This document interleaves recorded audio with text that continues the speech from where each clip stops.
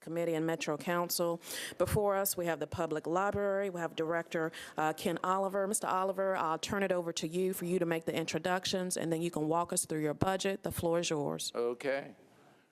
Thank you for the opportunity to visit with you this afternoon. We do have a number of very important people in regards to our library operation in the gallery with us today. We have Robert Orman and Katie Varney, and I believe Joyce Searcy will be joining us from our board. And then our administrative staff, we have Terry Luke, who is new as the Assistant Director for our branch system, Elise Adler, Felicia Wilson, Jenna Schmidt, and we're also joined today by Sean Bacher, who is the President and CEO of the Nashville Public Library Foundation. So thank you all for joining us here today. NPL operates 21 locations and has approximately 386 staff. As those of you on council will see from our survey information we provided, it's been a bit of a busy year at the Nashville Public Library. This fiscal year, we expect to check out 7 million items. We expect that there will be about 3.4 million people come to our different library buildings, and approximately 314,000 folks will take part in over 12,000 programs that will be presented at our various locations. I'm also excited to mention that this year we were able to open the renovated Madison branch, and we were able to get going on the new Donaldson branch library, which has been a dream of ours for some years. Library services such as Limitless Libraries, Bringing Books to Life, Studio NPL, the Nashville After Zone Alliance, Digital Inclusion, the Summer Challenge, Adult Literacy Services, Core Children's Services, and our citywide partnership and the grade level reading initiative, Blueprint for Early Childhood Success, are critical to education initiatives and literacy efforts here in Nashville. In addition to being one of the founders of the Blueprint for Early Childhood Success, we are excited to be partnering with the Nashville Adult Literacy Council and continue to work on the Adult Literacy Collective as one of the co-leaders in the Nashville Adult Literacy Backbone. Along with NPL's internationally recognized Civil Rights Room space and associated programming, we are looking forward to the opening of the Votes for Women Room in February 2020. And at that time, we are excited that the Public Library Association of the American Library Association will be visiting Nashville. Through private funds that were raised and Metro support, NPL is poised to open another essential educational space. This time, we will be celebrating the passage of the 19th Amendment, which took place right here in Nashville, and we also be looking at important programming around voting and suffrage. We do appreciate the support provided by Metro Council over the last few years. I'm pleased to report that the Nashville Public Library anticipates achieving its savings goal of $812,000 this fiscal year.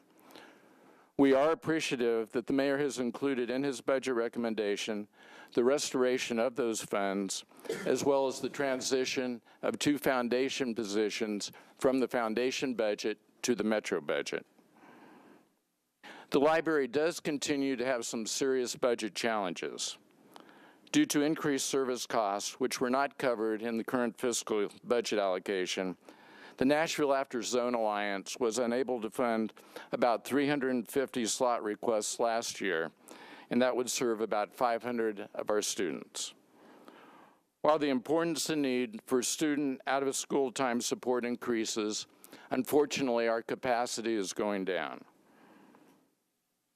And in addition, for several years now, we have sought to have all of our branches open on Friday. We are still suffering from the impact of the recession. Those branches include East, Edge Hill, Hadley Park, Luby, North, Old Hickory, Pruitt, and Watkins Park. The Nashville Public Library has wonderfully dedicated staff that care deeply about the services we deliver and who are committed to providing Nashville great library service. We remain deliberate and thoughtful and resourceful as we look at all open staff positions. We repurpose those positions and we shift them around to focus on the services that we are emphasizing. We are making the effort to build a skilled staff that reflects the diversity of our community. The bottom line is that we are all in this together, and your public library is most able to address its mission and impact the community challenges when the resources at hand keep pace with the growth of Nashville. Our city expects, and I believe wants, a city that is with a great library, and we are all a city of readers. Thank you. Thank you, Director. Any Budget and Finance Committee members seeking recognition?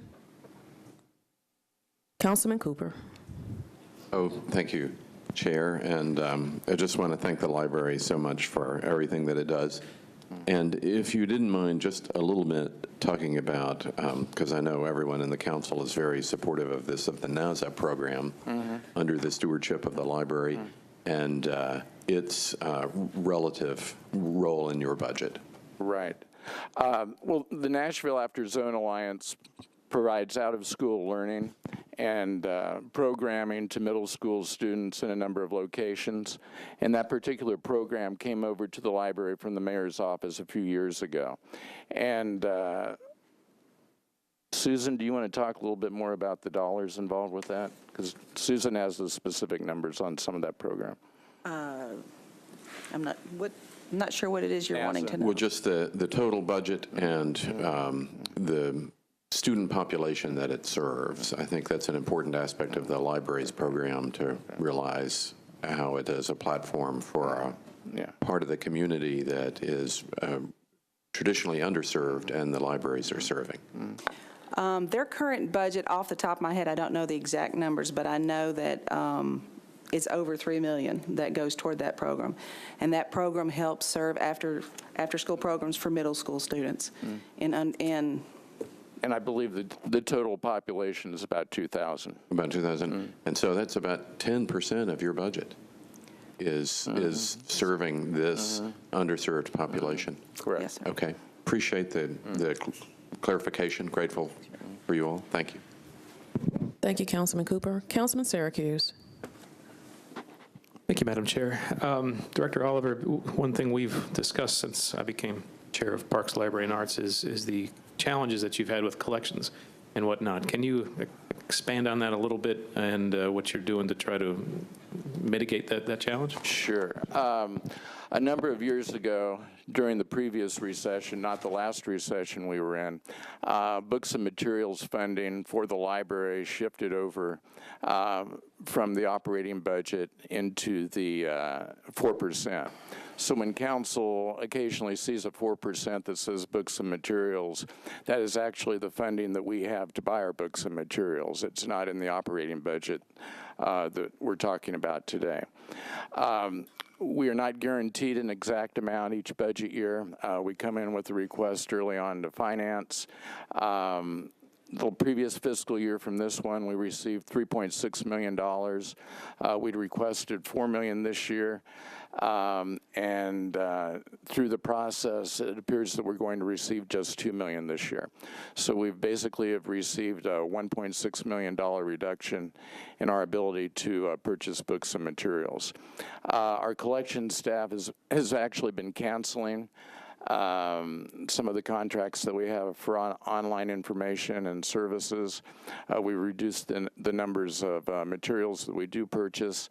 One of the things that I often talk about when I'm speaking to groups is that, 20 years ago when a library was checking out or was purchasing materials, you might purchase one or two different formats. And what we're seeing today in popular materials, you can purchase up to 7 formats. And so when you take a cut of basically about 45% of your collection budget, not only are you fighting the odds in the number of materials that you can purchase, but the number of formats you're going to provide folks. So it's quite a challenge, and we know that we will probably purchase total this year about 110,000 items or titles for the library, and we anticipate, because of the flow of cash in this collection purchasing area, that number will be more like 65,000 next year because of the reduction. Thank you. That's so, Madam Chair, my I guess comment would be more to the administration about. I would really like us to work with our library leadership and the mayor's office, so that we can bring some stability to this element of the library budget, and perhaps look at moving this out of the 4% fund and to bring some stability to you and move it back to your standard operating budget. Appreciate it. Sure. Thank you, Councilman Syracuse. Any other council members seeking recognition? Okay. Thank you so much, Director Oliver, for being here today, and to you and your staff and everything that you do for this great city. This concludes your budget hearing. If we can have the Arts Commission come on down. Thank you so much.